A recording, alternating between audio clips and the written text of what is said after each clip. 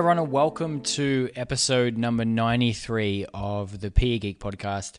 And as always, it is an absolute pleasure to have you here. Now, if you're joining us for the first time, an extra special welcome. This show is all about technology, physical education, and how you can leverage and utilize it in your classroom, whether that's for your students' benefit or your own benefit. We're going to cover it all. And it certainly is something that we're passionate about, but more importantly than just passion, we actually practice what we do. And we've been doing that for such a long period of time now that we've learned a lot of things along the way. So we share them in this episode and in our other episodes. And sometimes the podcast is just me talking like this one will be, but other times it will be people that I bring on who are doing things in their practice that they'd like to share. And if you're listening and you're doing something and you think, you know what, that is something that you might be willing to share, regardless of how big or small you think that thing is, I want to share it because I get lots of emails from people who say that just one little thing that they heard in an episode or read in a podcast has changed the game for them. You know, to give you one example, I had an email just recently from someone who heard one app that we mentioned in one podcast, and that was TeamShake. Now, TeamShake is an app that I love, obviously, but in terms of what that episode was about, it wasn't really about TeamShake, but that name just sort of popped up, and it's gone on to change things for the positive in her class by solving a real problem. So although it might seem like something insignificant, we want to share it. So get in touch with me if you have something to share, and I'd love to get on, talk about what you're doing, where you're at, and all the different things that make up your day-to-day. Now, in today's episode, I'm going to be sharing something that I think might be a little bit controversial, but in many ways, it's the absolute epitome of why technology has an impact. But it's a little bit counterintuitive because I firmly believe that when tech gets boring, it actually is when it gets interesting. And that might seem disingenuous, because obviously I'm all about technology and I get excited about it and I author a website and I fly around the planet talking about it. But really, all of that and the stuff that we're talking about and then we run our workshops about ties to technology, which I would argue has become boring. And that technology and the fact that it's boring is actually part of the reason why it's successful. So in this episode, I'm going to break down what I mean by this in more detail and then just give you a couple of other examples around this idea of boring and innovation and why we should really be trying to have technology become boring in our practice. Now, if you've followed this website at any stage, you'll probably know that I'm a massive fan of technologies, and I've always been a fan. I've shared the stories numerous times around, my own personal interest and how that led to teaching, and I just love it. I love having the new tech tools. I love trying them. I love seeing how they work. It's just a personal interest to learn things that are in this realm, and I think that is quite fun, the pursuit of learning these things. However, I'm going to be the first to say that most of the time, the things that we might be talking about, or that I could talk about on the blog, are very much early adopter stage technologies. And this is probably very prevalent and very obvious in the earliest blog posts that we did. So around the 2009, 2010 point, we were sharing things that, if I look back at now, they never actually eventuated anywhere. They were cool, they were innovative, and we had some people that liked and enjoyed them. But they were too exciting, is what I'm probably trying to get at. But if I look at it now, there is, like in all likelihood, a whole suite of technologies that have crossed that period of time to being boring. And those are the technologies that I absolutely think have the most critical impact. And the technology that I think is absolutely boring these days and therefore powerful is none other than mobile technologies and mobile phones. Now, the crazy thing about this is that in the early 2000s, if you were to say, use a phone or had one, you might have had a BlackBerry or a Nokia, you very likely would have been a early adopter. And, people probably looked at you like you're a little bit different, and, I'll never use one of those things, like as if that's something that you'll ever need, that typical sort of thing. And as you know, now everyone has a phone, and now everyone sort of benefits from the use of these. It's undeniable how powerful they are. We could talk for days around what they've been able to accomplish and achieve, and the innovations that have come from that. But if you think about your mobile phone now, and you went and presented it to someone in the street and said, "Hey, look at my phone," most people would probably not be that excited by it. There might be some super nerds or super geeks like myself who might get really excited about a new feature that lives on the phone, and be excited about what that might mean. But for the most part, if you went up to most people these days and said, "Here's my phone," they're probably not going to get that excited about it. But that is the exciting thing, because at this stage now, we can really start to look at how these things have impact and how they can change practice. We've reached a point where they're so abundant, they're so available, the human capital is so invested in that particular technology that we can start to really innovate with what they make possible.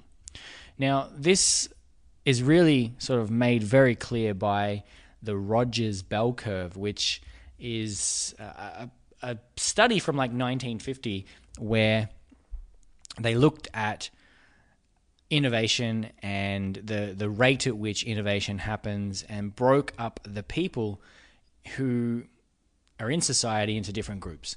And it really isn't until you get to the end of the innovation curve that things start to really become quite powerful. But we're going through this all the time with new technologies, and at the very precipice, the very starting point of any new technology, there's going to be the innovators, and they make up the smallest percentage of the population. So like 2.5% of the population will be considered innovators, and they'll be the people like myself, because I love this stuff, that will be utilizing these technologies that may never go anywhere, but are exciting for them, and all the bells and whistles, and interesting. And this whole website has been based on the fact that I liked to work in that innovative zone and be trying new things and just document about them. And the next group of people are the people who learn from the innovators and then start to leverage as early adopters in their lives. And this is very clear in the website that I run too. So obviously there was innovators and people in the smallest percentage of the audience trying things and innovating. And then there was people who started to learn from those early adopters. And if I look back to my earliest posts, there were people who started to learn from and copy the things that we were doing on our site. And that goes for mobile phones too. If you think about the earliest phones in the innovator category, small group of people had them. And then we got the early adopters, and the early adopters sort of were like the Nokia and Android period of BlackBerry period of time, where, not most people, but a lot of people were starting to sort of understand it. But then the next period is where 34% of people in the early majority appear. And this is what Apple did incredibly well. They, in the iPhone game, they came into being and made a solution for the early majority. So it wasn't the innovators that they were building their service for. It wasn't the early adopters. They focused their time and attention on the early majority, which make up like 34% in this particular equation. And we know what happened. They became the biggest and most expensive company in the world. They've gone on to radically change how we view being able to be connected wherever we are. And it's because they understand this bell curve, and they understand what it means. They understand how it translates into business sense. But for us as educators, we should understand this too, because as we're assessing a new technology, we should be looking at it in correlation to this bell curve and thinking, if we're in the innovator zone and truly at that stage of the equation, it's probably in all likelihood, from a global perspective and from a education on a wider scale, probably not going to amount to much at all. It's not until you get into the latter parts and we have abundance with that technology, that it becomes exciting. So after the early majority, we move into the late majority, which also is 34%. So like 60+% of society fit into this early majority, late majority bracket. And it's not until they really get access to whatever that technology is that we reach, above 75% of the population or even more.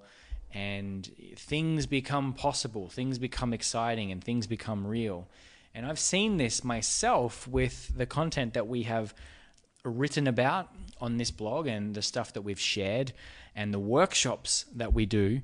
They sort of came into being at the same time as the early majority and late majority was starting to get into the mindset of, I've got a mobile device, how can I make use of that in our practice? So it had a real impact, and only sort of then was it possible for us to talk about, how it could be used for positive. Now, the last group of people are the laggards, and that's the term used in the study. It's not my term.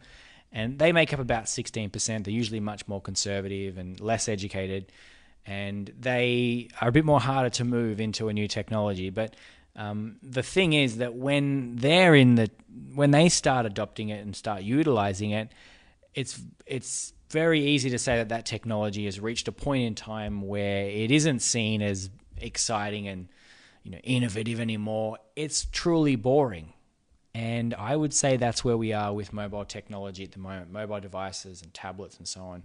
We've gone through the innovators, early adopters, early majority, and we've gone past the late majority, and we've still got the laggards that might be starting to have a phone for the first time. But even them, they know that they're excited about it because everyone else in the planet already has it. So what's the lesson with this curve? The lesson is that when you're assessing technologies, it's very easy to get caught up in the early adopter mindset and the innovator mindset and think that whatever you're doing is going to have an tremendous impact on the situation. And that can happen, and it could. You could create something that has a lot of benefit to the students that you're working with. But from a much bigger perspective, it's far too early to talk about the impacts that technology have until it reaches the late majority in that bell curve. Because up until then, it's still very exclusive. It's still too exciting for people.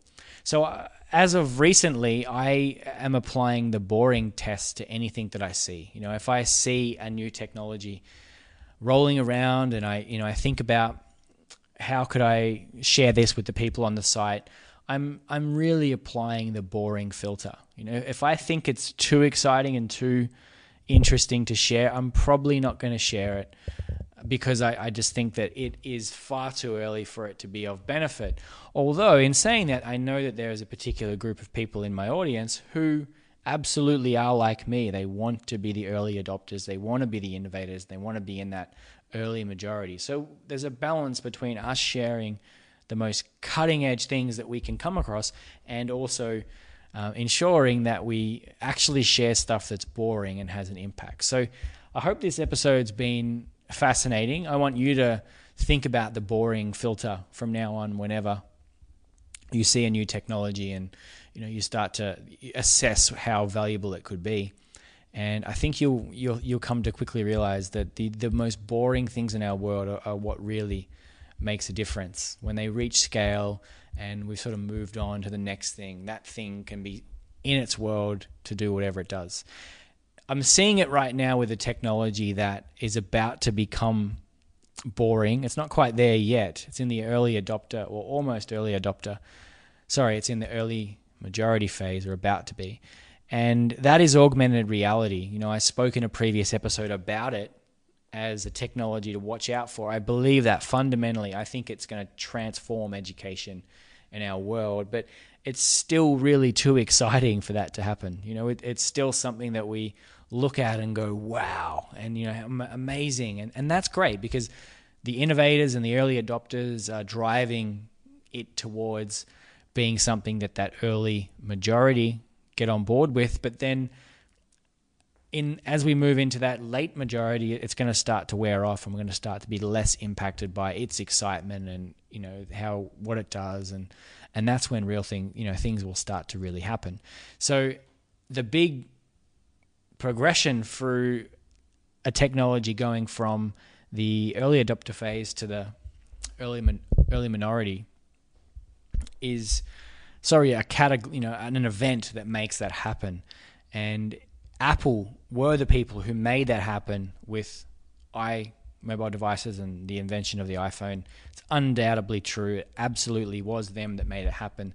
And it looks like they're going to be the people to make it happen for augmented reality as well. Next month they're going to be releasing AR Kit, which is around about September of 2017.